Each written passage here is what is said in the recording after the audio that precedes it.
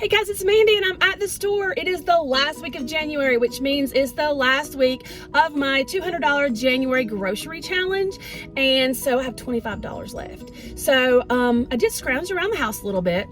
I looked to see what I could find, and I will insert a video clip before I show you my grocery haul of some items that I scrounged up and how they got the wheels turning for a meal plan. I do have a meal plan in mind. However, there's been so many shortages at the stores. I'm kind of anxious to see what I find when I go in the store here. It's been a very snowy, cold week here in North Carolina, and so I wonder how that may have affected any food shortages as well.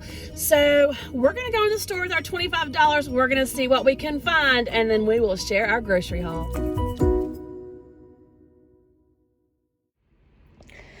Okay, so I went rummaging through my freezers and cabinets and things, and I was thinking about some of the meals that I was planning in my head.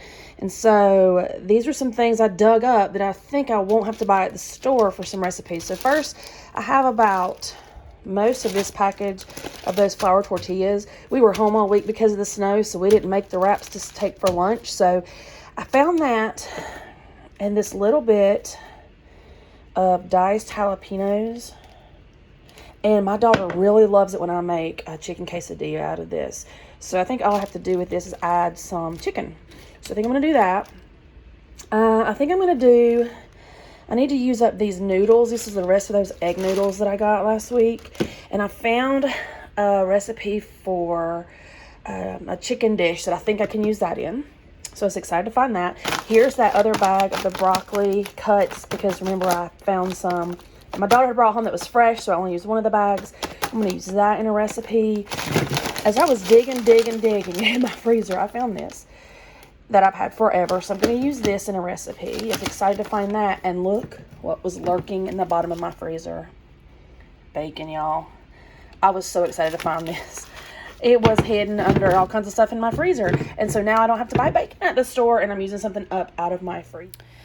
So the first thing I noticed was the potatoes. They were out of a lot of potatoes.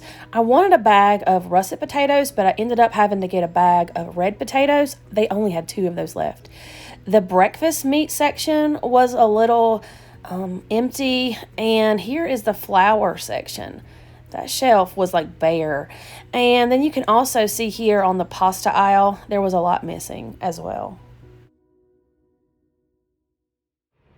Hey, we're back, and it wasn't as bad as I thought. I was able to get everything on my list under budget. I only had to switch up one thing, but it'll be fine.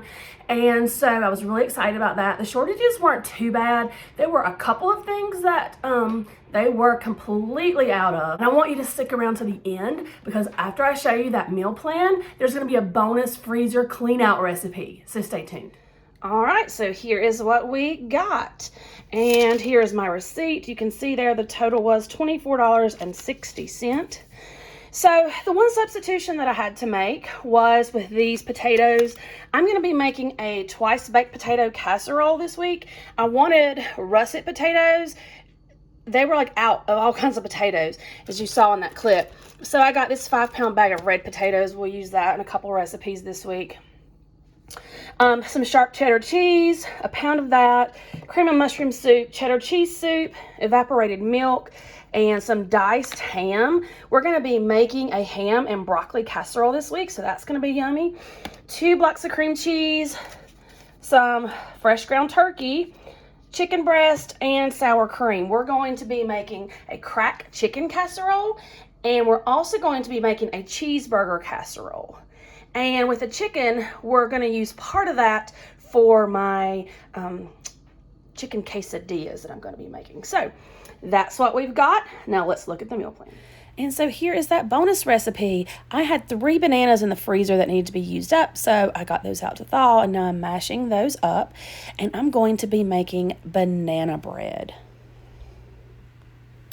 I thought banana bread would be a great breakfast option this week, so I took about 3/4 a stick of butter, melted that. I've got that added into my bananas here, and next I'm going to add in a teaspoon of baking soda.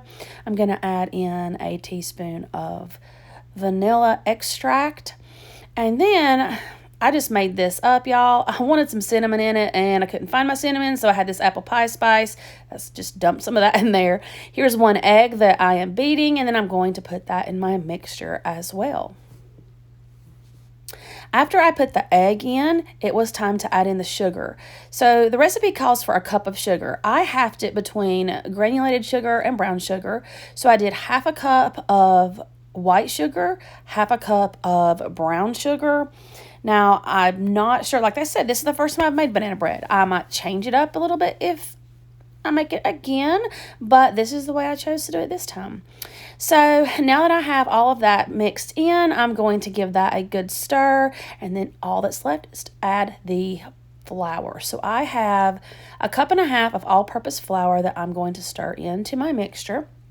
I have the oven preheating to 400 degrees, and I have a loaf pan that I have sprayed. And so now that the banana bread mixture is all mixed up, I'm going to pour it into my bread pan. I'm going to stick that in the oven, and I'm going to check it after 45 minutes, but it might take closer to an hour. And here is that banana bread. I actually upped the temp to 400, and it took about 45 minutes. We're now going to cool it on this wire rack, and then we will cut into the bread and see how yummy it tastes. Y'all, I am so proud of myself. This banana bread came out beautifully, and it is delicious. And here's our meal plan for the week. For breakfast, we still have a little bit of our smoothie mixes left. We have that beautiful banana bread that I baked, or you could have bacon and scrambled eggs. For lunch this week, we'll be making chicken quesadillas, and as always, leftovers are an option. And dinner this week seems like a bunch of casseroles. We're going to be making a twice baked potato casserole, a cheeseburger casserole, ham and broccoli casserole, a cracked chicken casserole, and then we'll be eating all those yummy leftovers. That's going to do it for this video this week. Let's get in the kitchen and let's start cooking. See you next time. Bye.